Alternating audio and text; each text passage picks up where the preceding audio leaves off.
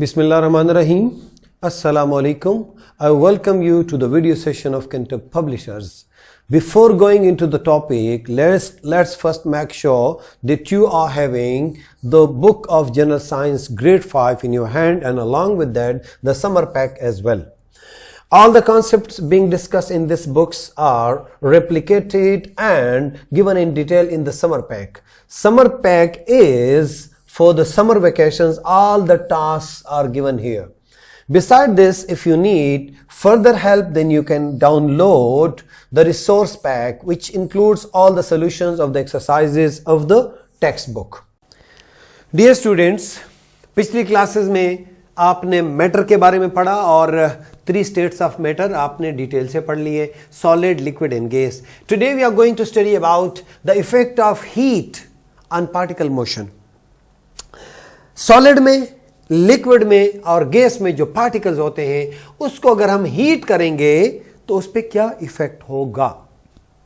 My dear students, you already know that these particles are already in a continuous motion. हां, फर्क सिर्फ इतना है कि सॉलिड में जो पार्टिकल्स हैं वो सिर्फ वाइब्रेशन करते हैं अपनी जगह पे और उनके बीच एम्प्टी स्पेसेस बहुत कम होती हैं. You see here free space नहीं होती ताकि वो इजीली मूव करे. अब अगर इसको हम मजीद हीट करेंगे तो क्या होगा. सो माय डियर स्टूडेंट, इसको समझने की जरूरत है. याद रखें, जब हम इसको हीट करेंगे, राइट, तो क्या हो जाएगा. हीट करने से इनकी जो मोशन है ये और इंक्रीज हो जाएगी और इतनी इंक्रीज हो जाएगी कि ये जो सिर्फ अपनी जगह आगे पीछे जा रहे हैं ये लिक्विड स्टेट में आ जाएंगे और इस तरह ये फ्रीली एक जगह से दूसरी जगह मूव कर सकेंगे. जब आप किसी चीज को हीट करते हुए इसको सॉलिड से लिक्विड में चेंज करते हैं तो इसको क्या बोलते हैं, मेल्टिंग. और जिस पॉइंट पे ये मेल्ट होना शुरू कर ले उसको बोलते हैं मेल्टिंग पॉइंट. एक छोटा सा एग्जांपल मैं दूंगा आइसक्रीम का. जब आप कोन लेते हैं and you are eating a cone of ice cream और आप उसको फौरन ना खा लो तो क्या हो जाता है, मेल्टिंग स्टार्ट कर लेता है. हां, अगर इसी कोन को तुम फ्रीजर में रखो तो ये मेल्ट नहीं होता. क्यों? कि उसको अपना अप्रोप्रिएट टेम्परेचर मिल जाता है. जब ये आप रूम टेम्परेचर पे रखोगे तो ये मेल्ट होना शुरू कर लेता है और जिस पॉइंट पे ये मेल्ट होना शुरू कर ले उस पॉइंट को क्या कहते हैं, उसको मेल्टिंग पॉइंट कहते हैं. अभी हम एग्जांपल लेंगे प्यारे बच्चों वाटर का. वाटर एक ऐसा यूनिवर्सल सॉल्वेंट है और एक ऐसा लिक्विड है हमारे लिए बेहतरीन एग्जांपल है कि जिसको हम सॉलिड में भी देख सकते हैं, लिक्विड में भी देख सकते हैं और गैसियस स्टेट में भी देख सकते हैं. अभी आपको मैंने बताया melting point. Now I am going to tell you that what is freezing point. वो इसके उल्टा है. अगर तुमने बर्फ लिया और बर्फ का टेम्परेचर रूम टेम्परेचर पे रखा तो वो मेल्ट होने शुरू हो जाएगा.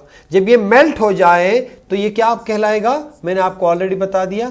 इसको प्यारे बच्चों बोलते हैं मेल्टिंग पॉइंट. लेकिन अगर इस पानी को, वाटर को हम फ्रिज में रखते, फ्रीजर में, और ये दोबारा से आइस बन जाए तो ये क्या हो जाएगा, फ्रीजिंग पॉइंट. और आपको पता है कि आपके रेफ्रिजरेटर का जो ऊपर वाला खाना है उसको फ्रीजिंग बॉक्स क्यों कहते हैं, क्योंकि वहां वाटर जो होता है वो आइस बनता है, वो फ्रीज करता है. That's why it is called as freezing point. So you are getting my dear students. Melting जब ये सॉलिड से लिक्विड की तरफ जाता है हीट देते हुए, जब इसको हम ठंडा करें और ये दोबारा लिक्विड से सॉलिड बन जाए तो उसको फ्रीजिंग कहते हैं. Just have a look on this melting and freezing point. To understand the concept we start with a thing that is lower than room temperature. bring a cube of ice from freezer and place it at a relatively warm place. Soon it will melt. मैंने आपको जो example दे दिया, into liquid state. When a solid is warmed, its particles begins to move. जैसे ये पानी में change हो गया, इसने मूव करना, फ्लो करना शुरू कर दिया. When the particles movements become so fast, they begin to flow past each other. एक दूसरे के ऊपर, देखें एक दूसरे के ऊपर पास कर रहे हैं. The temperature at this solid changes into liquid is called as melting point. जिस पॉइंट पे इसने मेल्ट करना शुरू किया, मेल्टिंग पॉइंट, और जिस पॉइंट पे ये फ्रीज होना शुरू हो गया, that is called as freezing point. Ice starts to melt, its temperature increase, then हाँ यहां पे एक पानी की जब बात करें प्यारे बच्चों, तो ये 0 डिग्री सेंटीग्रेड वाला चक्कर है. ये यहां पे क्या है, 0 डिग्री सेंटीग्रेड. अगर इससे टेम्परेचर माइनस में जाएगा तो ये क्या होगा, सॉलिड होगा. अगर ये प्लस में जाएगा 1 2 3 4 तो ये क्या हो जाएगा, लिक्विड में आ जाएगा. लेकिन यहां एक और बात आगे हम पढ़ेंगे प्यारे बच्चों. अगर ये टेम्परेचर 0 से मैं 100 तक पहुंचा दूं, this is in case of water. याद रखें हमने मिसाल किसका लिया हुआ है, वाटर का. अगर ये टेम्परेचर में 0 से 100 तक करूं, ये रिमेन लिक्विड होगा. ये क्या रहेगा, लिक्विड रहेगा. और 0 से नीचे ये क्या होगा, ये आइस होगा. यहां ये वाटर होगा. लेकिन अगर इसको मैं मजीद हीट करूं तो ये क्या बन जाएगा, स्टीम बन जाएगा. ये आइस क्या है, सॉलिड स्टेट है. ये वाटर क्या है, ये लिक्विड स्टेट है. ये स्टीम क्या है, दिस इज गैसियस स्टेट है.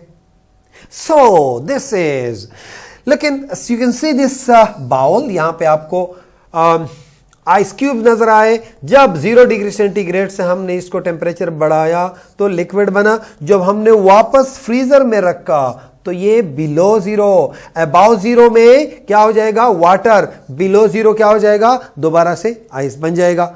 Let's see a very beautiful table. This one don't forget. याद रखें, जब सॉलिड चीजों को हम टेम्परेचर इंक्रीज करेंगे, टेम्परेचर इंक्रीज, यहां पे मैं एक लाइन ड्रा कर रहा हूं प्यारे बच्चों, this is increase in temperature. यहां पे इसके ऊपर मैं लिखता हूं, don't forget, increase in temperature. या तुम ये भी कह सकते हो कि हीट, हम हीट दे रहे हैं. जब हम हीट करेंगे यहां पे 0 डिग्री सेंटीग्रेड से जब ये आगे जाएगा, टेम्परेचर इंक्रीज होगा तो ये लिक्विड हो जाएगा. अगर हम यहां पे भी वाटर का मिसाल लेते हैं, किसी और लिक्विड किसी और मैटर का लेंगे तो वो डिफरेंट होगा. लेकिन हम वाटर का मिसाल लेते हैं, that is universally available, that's cosmopolitan. एक लफ्ज इस्तेमाल होता है अगली क्लास में आप लोग, ये हर जगह अवेलेबल है. प्यारे बच्चों, लिक्विड को अगर हम दोबारा वापस लाएंगे, यानी उसका टेम्परेचर 0 से कम करेंगे, इधर टेम्परेचर क्या हो जाएगा, डिक्रीजेस. टेम्परेचर डिक्रीजेस तो ये दोबारा किस में आ जाएगा, सॉलिड में. और जिस पॉइंट पे ये आने शुरू हो जाए उसको क्या बोलेंगे, फ्रीजिंग पॉइंट. जिस पे ये मेल्ट होना शुरू हो गया था उसको क्या बोलेंगे, मेल्टिंग पॉइंट. और अभी लिक्विड को हम मजीद टेम्परेचर इंक्रीज करेंगे तब क्या होगा प्यारे बच्चों, ये इवापोरेट हो जाएगा.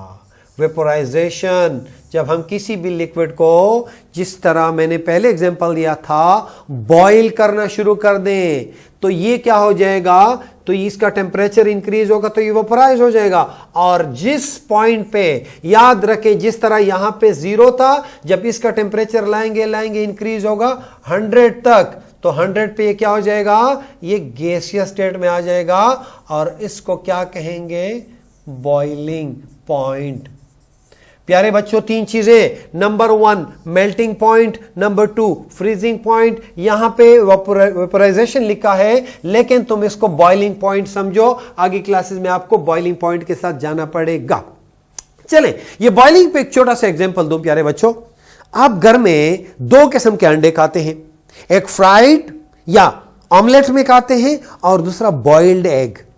कभी मामा से पूछा है कि इसको बॉइल्ड क्यों कहते हैं? प्यारे बच्चों, इसको इसलिए कहते हैं कि जब पानी में रखा जाता है अंडे को तो उसको हम हीट करते हैं, मामा करती है। जब इससे क्या हो जाता है, ये वाटर बॉइल होने शुरू हो जाए तो हम कहते हैं एग क्या हो गया? बॉइल्ड हो गया। तो पहला था मेल्टिंग, दूसरा था फ्रीजिंग, तीसरा है वेपोराइजेशन या बॉइलिंग। और अगर ये गैस से वापस स्टीम से लिक्विड में आ जाएं, यानी इसका टेम्परेचर कम, लेफ्ट पे जाएंगे तो टेम्परेचर डिक्रीज, राइट पे जाएंगे तो टेम्परेचर इंक्रीज। तो ये क्या हो जाएगा प्यारे बच्चों? इस प्रोसेस को क्या कहते हैं? इसको कंडेंसेशन कहते हैं। क्या बोलते हैं? Condensation. So my dear students, इस पे आप लोगों ने 4 चीजें सीखनी है, मेल्टिंग पॉइंट और साथ में freezing, vaporisation and process of, ये 4 प्रोसेसेस याद रखें। पॉइंट अगर आपको वो अगली क्लासेस में आप लोग डिटेल से पढ़ोगे, लेकिन इस वक्त melting, freezing, vaporization and condensation, because you will find a lot of questions on these 4 processes. Now, this is the time to go for homework. और homework कहां से करेंगे? From your summer pack. निकालें और homework शुरू करें, because I want my students always be standing on the top. करेंगे कि इंशाल्लाह? The top is always vacant. So best of luck, my dear students. Allah Hafiz.